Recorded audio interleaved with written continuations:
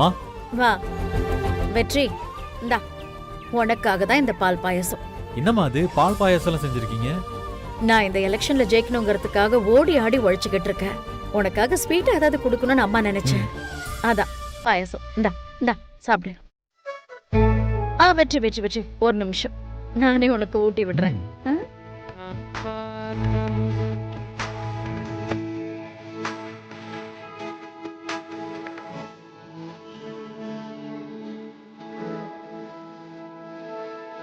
அம்மா எங்கவரினே அம்மா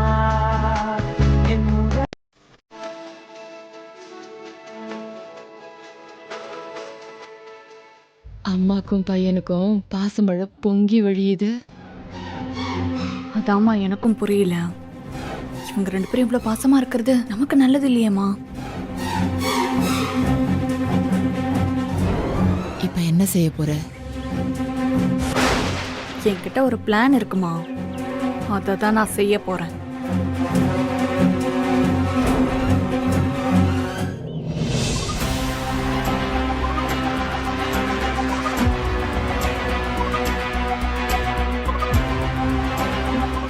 என்ன சக்தி, எங்கேயும் அங்கேயும் நடந்துட்டு இருக்க? இன்னும் அம்மாவை காணோம்.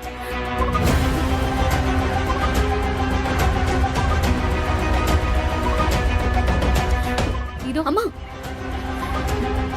எலெக்ஷன் ஆபீசரை பாத்துட்டியாமா? ஓட்டு போடுறதுக்காக வெற்றி பணம் கொடுக்கறத நீ அவர்கிட்ட சொன்னியா?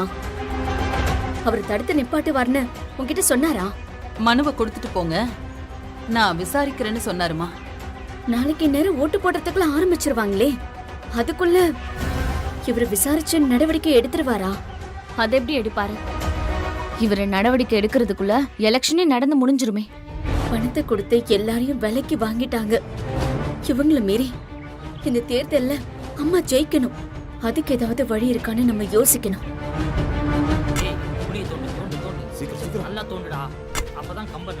வெளியில என்ன சத்தம்? ஏதோ விளம்பர பேனர் வைக்கிறாங்க போல இருக்குமா. வேகமா தோண்டியா சீக்கிரம். சத்தம் வர எவ்வளவு நேரம் நிக்கிறது? கண்டுபிடிச்சானா விழுத்துறேன். நீ தோணுனதெல்லாம் போதும், சீக்கிரம் கம்ப நட்டு வை. சீக்கிரம் நட்டு. சீக்கிரம் சீக்கிரம் போடு போடு. போதும் போதும்.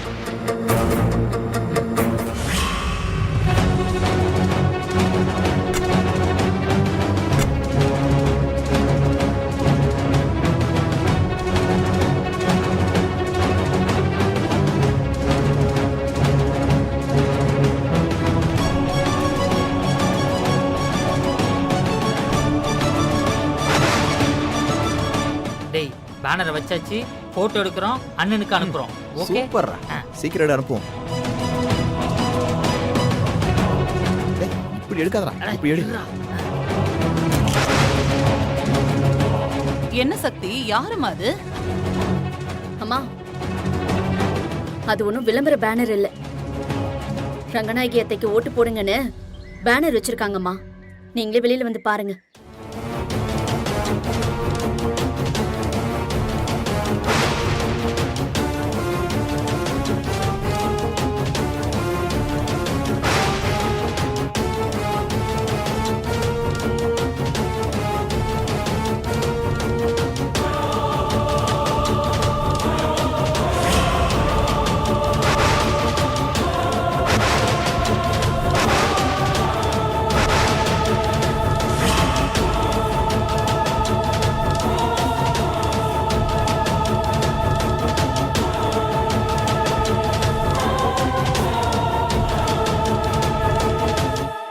வெற்றி வேட்பாளர் ரங்கநாயகி அம்மா வாழ்க வாழ்க. ஓடி வந்துரு. எஸ்கேப். ஏய்,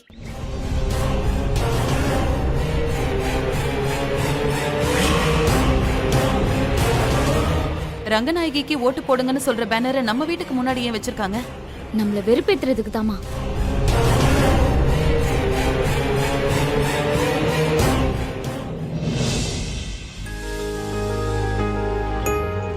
மா ரெடி ஆயிட்டீங்களா?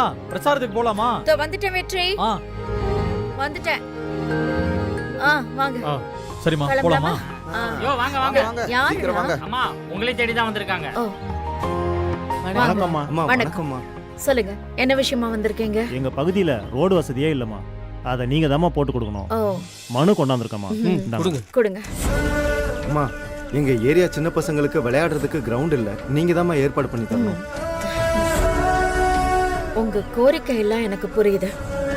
இருந்தாலும் எலெக்ஷன் முடிஞ்சு ரிசல்ட் வரட்டும், நான் பண்ணித்தரேன். ரொம்ப நன்றிங்க அம்மா. எலெக்ஷன்ல நீங்க தான் ஜெயிப்பீங்க, அதுக்காக தான் மனு கொடுக்க வந்திருக்கோம். இந்தாங்க. உங்க நம்பிக்கைக்கு நான் நன்றி சொல்லிக்கிறேன். நான் ஜெயிச்சு தலைவி ஆனதும் உங்க கோரிக்கையெல்லாம் நிறைவேற்றி தரேன். நான் உள்ள வரலாமா சம்பந்தி?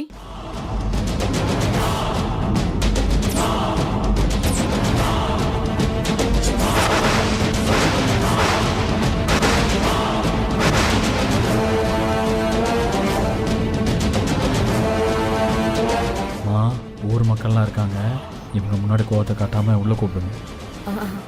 சம்பந்தி வாங்க, என்ன வந்து அங்கேயே நின்னுட்டு இருக்கீங்க? வாங்க வாங்க வாங்க சம்பந்தி.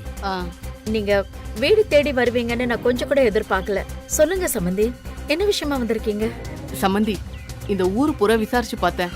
இந்த எலெக்ஷன்ல நீங்க தான் ஜெயிப்பீங்கன்னு எல்லாரும் அடிச்சு சொல்றாங்க. எனக்கு ரொம்ப சந்தோஷமா இருந்துச்சு. வாழ்த்துக்கள் சம்பந்தி. ரொம்ப நன்றி சம்பந்தி.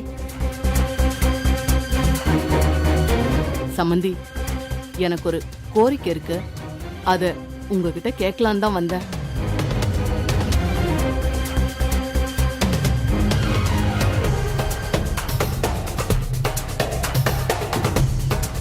என்னோட மருமக, அதான் உங்க மக, அவ அந்த மீனாட்சி வீட்டுல இருக்கவே கூடாது. அவளை இப்பவே கூட்டிட்டு வரணும்.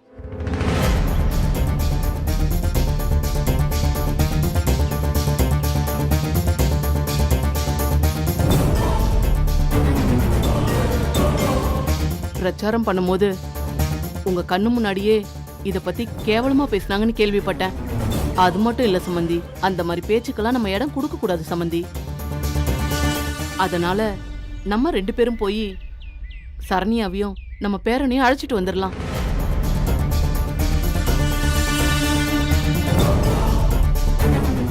என்ன சம்பந்தி, நாம கூப்பிட்டா சரண்யா வருவாளான்னு தானே யோசிக்கிறீங்க? அவ கால்ல விழுந்தாவது எப்படியாவது நான் அவளை வர வைக்கிறேன்.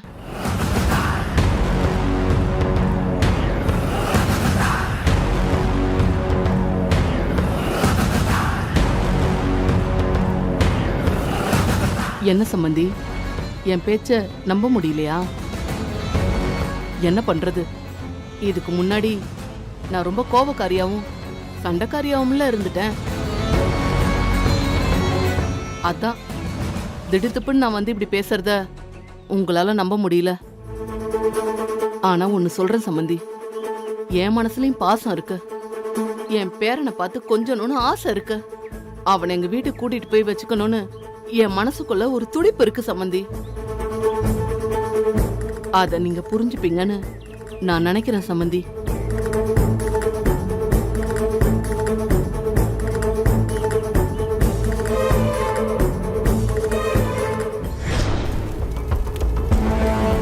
அந்த குழந்தையோட அம்மாவை கொன்னுட்டா குழந்தையும் செத்து போயிடும் நினைச்சேன்.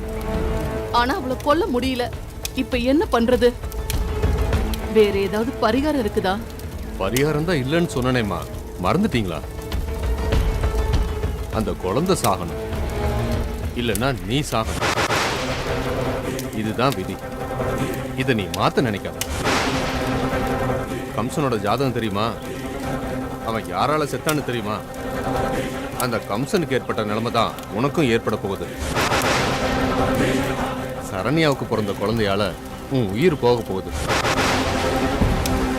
அதுல இருந்து நீ தப்பிக்கணும்னா அந்த குழந்தைய கொன்னுடு. இதை தவிர உனக்கு வேற வழியே இல்லை.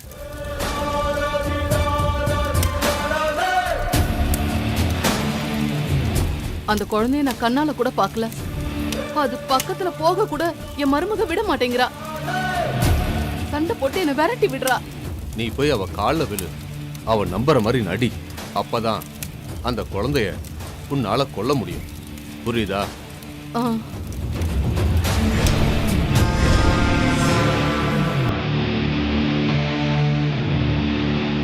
ரங்கநாயகி, இப்போ நம்ம என்ன செய்யலாம்?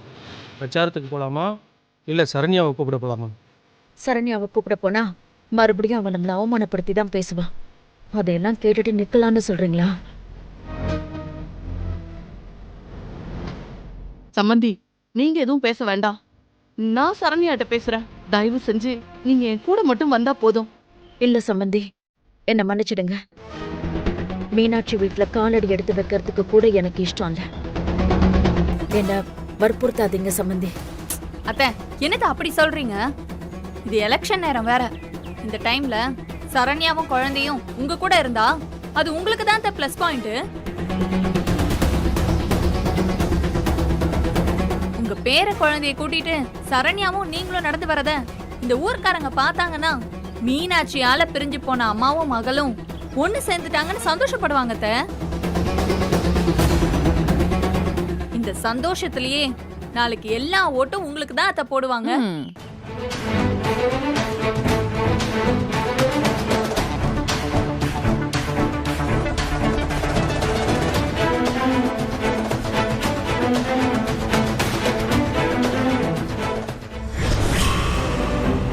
என்ன சொல்றீங்க?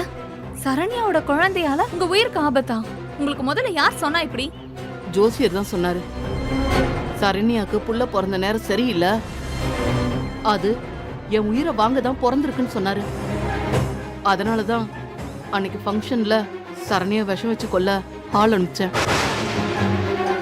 ஆனா அது நடக்காம போயிடுச்சு. இதுக்கு மேல அந்த குழந்தை உயிரோட இருந்தா அது என் உயிருக்கே ஆபத்தா முடிஞ்சிரும். அந்த குழந்தை இனிமே உயிரோட இருக்க கூடாது. அதை கொல்றதுக்கு நான் ஒரு திட்டம் வச்சிருக்கேன். அந்த திட்டம் நல்லபடியா நடக்கிறதுக்கு நீதான் எனக்கு உதவி பண்ணணும். ஐயோ, என்ன ஹெல்ப் வேணும்னு சொல்லுங்க. என்னால முடிஞ்சா கண்டிப்பா நான் செய்யறேன். நான் ரங்கநாயகிய நேரடியா பார்த்து பேசணும். அதுக்கு உன் உதவி வேணும். அட, அவ்வளவுதானே? நான் சொல்ற மாதிரி பண்ணுங்க.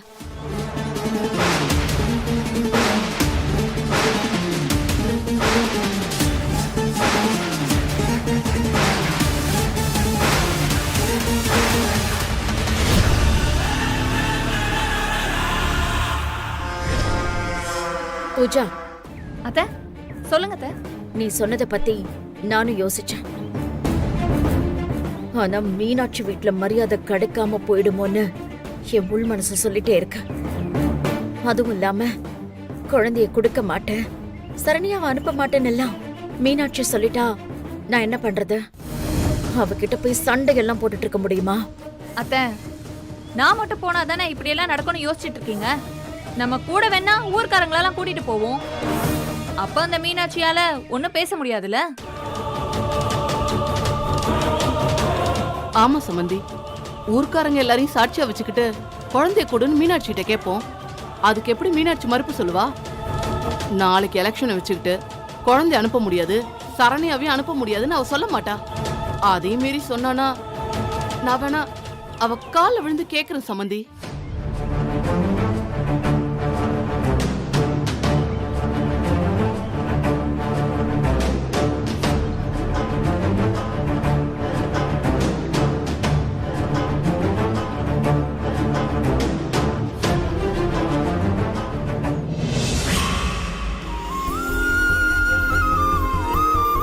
என்ன தீந்துருச்சா? யமுனா, ஆமா. என்னம்மா? விளக்கு என்ன தீந்து போச்சுமா? நான் வெளியில போகும்போது எனக்கு ஞாபகப்படுத்து, நான் வாங்கிட்டு வந்துறேன். சரி.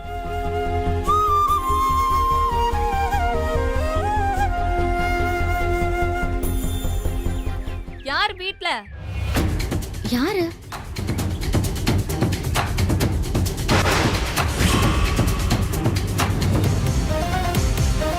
யார்மா அது? யார்மா?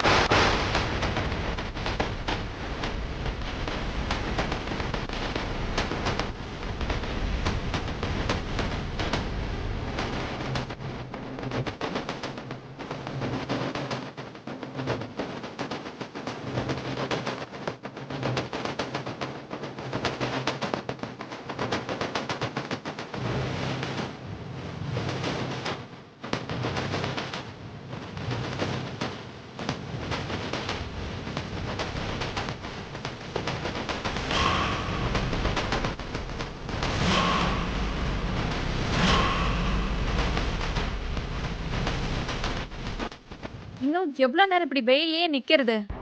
வாங்க எல்லாரும் உள்ள போலாம். அது எப்படி உள்ள போறது? வீடு தேடி இத்தனை பேர் வந்திருக்கோம், வாங்கன்னு ஒரு வார்த்தை கூட கூப்பிடாம எப்படி உள்ள போறது? உள்ள வாங்கன்னு வாய் விட்டு கூப்பிடலனா என்ன? அவங்க அமைதியா இருக்கிறத பார்த்தாலே சம்மதம் தானே அர்த்தம். வாங்க உள்ள போவோம்.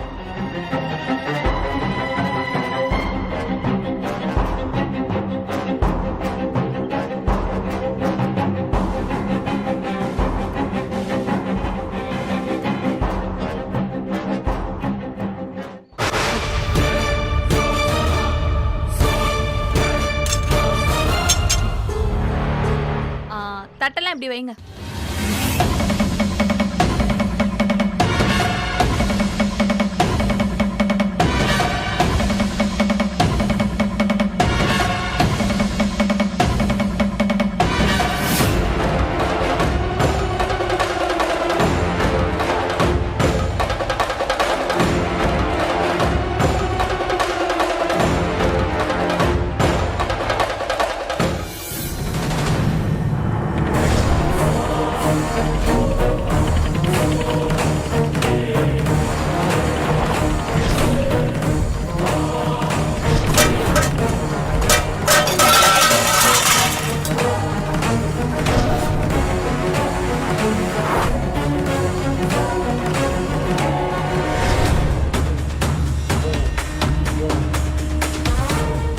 இன்னும் 3 மாசத்துல நீ இடிச்சு தள்ளின வீட்டை விட ஒரு பெரிய வீட்டை கட்டி, நீ இடிச்சு தள்ளின என்னோட மெஸ்ஸை விட ஒரு பெரிய ஹோட்டலை கட்டி, உன் கண்ணு முன்னாடியே நானும் என் பொண்ணுங்களும் நல்லா வாழ்ந்து காட்டுவோம்.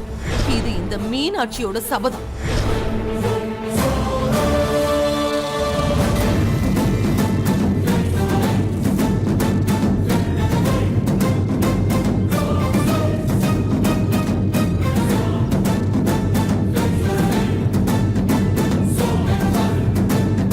என்ன யாரும் எதுவும் பேச மாட்டேங்கிறீங்க? நாங்க 2 பேரும் ஒன்னா வந்ததுனால உங்களால பேச முடியலையோ? எங்க 2 பேருக்கு பிடிக்காதுதான், நாங்க சண்டை போட்டுக்கிட்டோம். இப்ப அதெல்லாம் மறந்து இங்க வந்து ஏன் நிக்கிறோம்னா அதுக்கெல்லாம் ஒரே ஒரு காரணம் தான் இருக்கு. அது எங்க பேர குழந்தை.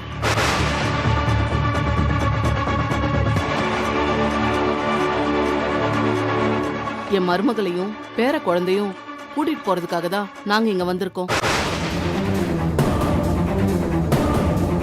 இத்தனை நாளா என் மருமகளையும் என் பேர குழந்தையும் நீங்க ரொம்ப நல்லபடியா பாத்துக்கிட்டீங்க. அதுக்கு நான் உங்களுக்கு ரொம்ப கடமைப்பட்டிருக்கேன். மனசார நான் உங்களுக்கு நன்றி சொல்லிக்கிறேன்.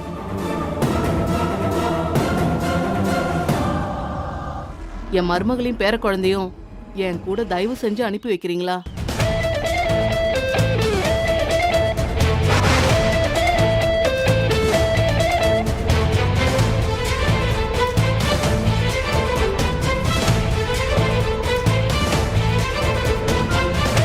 மீனாட்சி அம்மா, வாயவே திறக்க மாட்டேங்கிறீங்க. குழந்தையும் சரண்யாவையும் அனுப்பி வைங்க, இல்லனா அனுப்ப முடியாதுன்னாவது சொல்லுங்க.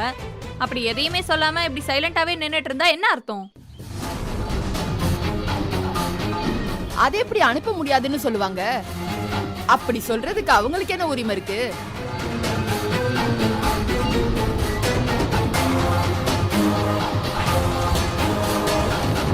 பெத்த அம்மா கூட சண்டை போட்டுட்டு இங்கே உங்கள் வீட்டுக்கு வந்தப்பவே சரண்யாவை நீங்கள் அனுப்பி வச்சிருக்கணும்மா.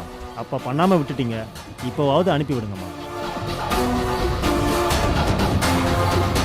ஆமா மீனாட்சி அம்மா, மாமியாரையும் அம்மாவையும் விட்டுட்டு அவ மட்டும் தனியா எத்தனை நாள் தான் இருப்பா? அவளையும் குழந்தையும் அனுப்பி வச்சிருங்க. அட, அவங்க எலெக்ஷன் வேலையை கூட பார்க்காம ரங்கநாயகி அம்மா உங்க வீடு தேடி வந்திருக்காங்க. நீங்க எதையும் யோசிக்காம அவங்க பொண்ணை அவங்க கூட அனுப்பி வைங்க. என்ன எல்லாரும் சேர்ந்து டிராமா பண்றீங்களா? இந்த நடிப்புக்கெல்லாம் நாங்க ஏமாற மாட்டோம். எலெக்ஷன்ல ஜெயிக்கிறதுக்காக நீங்க 2 பேரும் திரும்பி ஒன்னா வந்து நடிக்கிறீங்களா? இதெல்லாம் புரிஞ்சுக்க முடியாத அளவுக்கு நாங்க ஒண்ணும் முட்டாள் இல்ல. யமுனா, இது உனக்கு தேவையில்லாத விஷயம். வாயை மூடிட்டு அமைதியாயிரு. அவ எதுக்கு அமைதியா இருக்கணும்?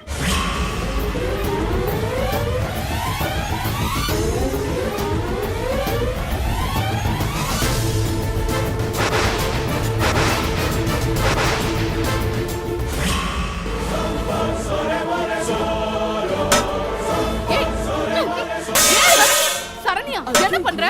ஏய் ஏய் சரண்யா கை வச்சீங்கன்னா தொலைச்சிருவா. அவ்வளவுதான். ஏய் சரண்யா, என்ன இப்படி பண்ணிட்டு இருக்க? எதுக்காக இப்படி எல்லாம் நடந்துக்கிற? இப்ப நீங்க போகல அடிச்சு கொன்னுடுவா அப்படியே.